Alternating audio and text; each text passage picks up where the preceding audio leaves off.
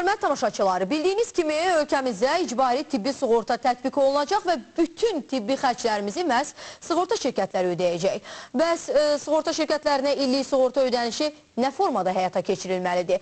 Bir nəfərin illik sığorta ödənişi nə qədər ola bilər? Vətəndaşları maraqlandıran digər məsələ isə sığorta şirkətinin ödəyəcəyi məbləğlə bağlıdır. Yəni, hər hansı bir əməliyyat və ya müalicə üçün vətəndaş maksimum nə qədər məbləğlə təmin ediləcək? Ekspertin fikirlərini eşidək.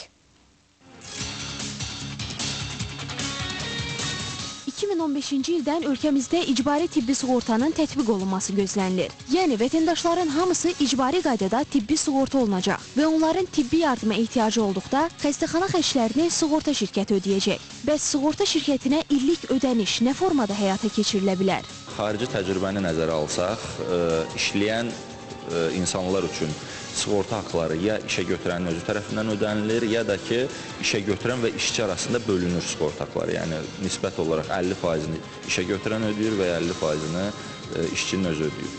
Digər kəsimlər üçün, qeyd olunduğu kimi, az təminatlı ailələr üçün, işçi statusu olan şəxslər üçün isə sığorta haqları dövlət tərəfindən ödənilməsi təcrübəsi də var. Əsas sual doğuran məsələlərdən biri icbari tibbi sığortanın tətbiqi zamanı bir nəfər üçün illik ödənişin məbləğidir. Könüllü tibbi sığortanın bir şəxs üzrə sığorta haqqını nəzərdən keçirsək, təxminən 200-300 manat məbləğindədir bir şəxsin illik tibbi sığorta haqqı.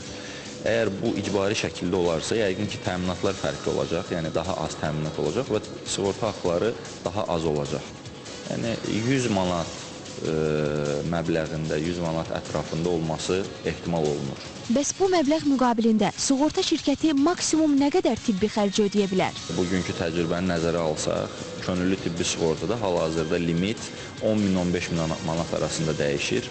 Yenə də icbari tibbi sığortanı nəzərə alsaq, bu məbləğ yenə də bu civarlarda, yəqin ki 10 min 7 min manat arasında dəyişəcəkdir.